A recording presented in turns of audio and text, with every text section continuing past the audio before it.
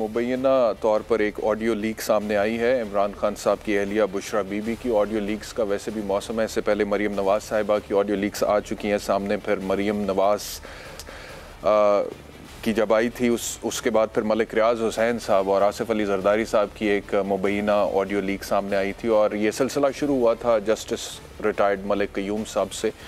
और पाकिस्तान तहरीक इंसाफ जब हुकूमत में थी तो चाहे वो मलिक क़य्यूम साहब की मुबैना ऑडियो लीक हो या फिर वो मरीम नवाज़ की मुबैना ऑडियो लीक हो या फिर वो कोई और हो, उसके हवाले से वो बाकायदा तौर पे स्टेटमेंट्स देते थे और ये कहते थे कि देखिए कि अब ऑडियो से बात साबित हो गई है। लेकिन अभी जबकि मुबैना तौर पे बुशरा बीबी की ऑडियो लीक सामने आई है तो कुछ और मौक़िफ़ इख्तियार किया जा रहा है। ऑडियो लीक्स होना चाहिए नहीं होना चाहिए, ये एक सवाल है, इसके ऊपर बाकायदा तौर पर कानून मौजूद है। लेकिन बदकिस्मती से पाकिस्तान में कानून का जितना इतलाक़ होता है वो आप लोगों को पता है, और नीचे से लेकर ऊपर तक ये मामला जो है ये बस इसी तरह से है। तो जब ऑडियो फ़ोन टैप होने हो तो फ़ोन टैप होते भी हैं, फिर वो लीक भी हो जाते हैं। वो बात एक बहस अपनी जगह पर है और सुप्रीम कोर्ट को उस हवाले से फ़ाल होना चाहिए, इसमें भी कोई शक नहीं है। लेकिन ये ऑडियो लीक है क्या, सबसे पहले आपको ये सुनाते हैं।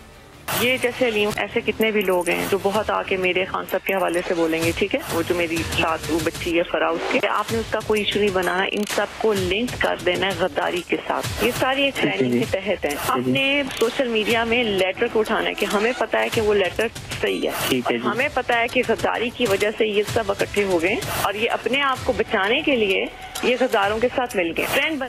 यानी कि इस ऑडियो लीक में, इस मुबैना ऑडियो लीक में बुशरा बीबी मुबैना तौर पर यह कह रही हैं कि जो भी अटैक करे मेरे ऊपर या उस बच्ची के ऊपर जिसका नाम फरा गोगी है, उसको आप लिंक कर दें गद्दारी के साथ। गद्दारी ऑफ कोर्स मैं पहले दिन से कहता चला, और मेरा सबसे बड़ा इख्तलाफ पाकिस्तान तहरीक इंसाफ से या इमरान खान साहब से यही रहा है कि जब वो बैरूनी साजिश के बयानिए को फ़रोग़ दे रहे थे और उसको प्रमोट कर रहे थे, तो मैं ये कह रहा था कि ये 22 करोड़ के मुल्क की कौमी सलामती के साथ खिलवाड़ है और ये मुझे काबिल कबूल नहीं है। और गद्दारी एक बहुत बड़ा इल्ज़ाम है ऑफ कोर्स।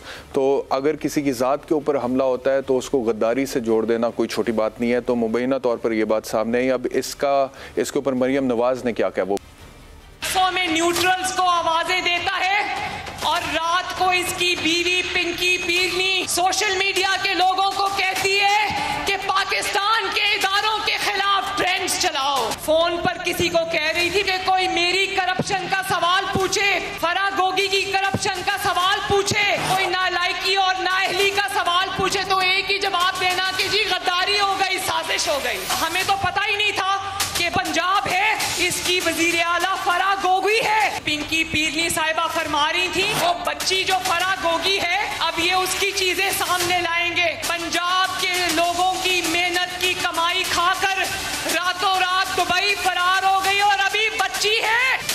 अब पाकिस्तान तहरीक इंसाफ की डॉक्टर शीरी मज़ारी साहिबा की तरफ से एक बड़ा अजीबोगरीब स्टेटमेंट आया। उन्होंने बजाय इसके कि वो कहते कि मुबैना तौर पर जो ऑडियो लीक सामने आई है ये जाली है, ये गलत है, ये फेक है, उन्होंने इस चीज़ पर एतराज़ उठाया कि फ़ोन टैप हुआ क्यों था। यानी कि एक तरह से she is admitting the contents of this audio leak and at the same time she is raising objection कि आखिर फ़ोन टैप हुए क्यों। ये सुनने से क्यों ये इलीगल हरकतें हो रही हैं फ़ोन टैपिंग की। और जहाँ तक इमरान खान के फ़ोन का ताल्लुक है, जो उनके घर पे सिक्योर लाइन थी उसको टैप किया गया। अब सुप्रीम कोर्ट को सुओ मोटो एक्शन लेना चाहिए कि कौन सी एजेंसीज हैं जो ये इलीगल हरकत कर रही हैं।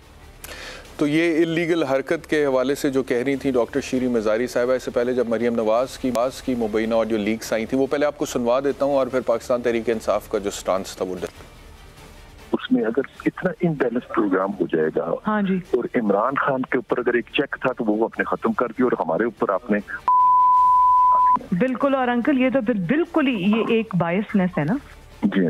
तो ये जरूर आप जो 2 बास्केट्स आई हैं ना जो अब्बू जान लाए हैं आज़रबाईजान से, ये जो रात को कायनात ने पैक की, एक नुसरत जावेद को भेजनी, एक राना जवाद को भेजनी।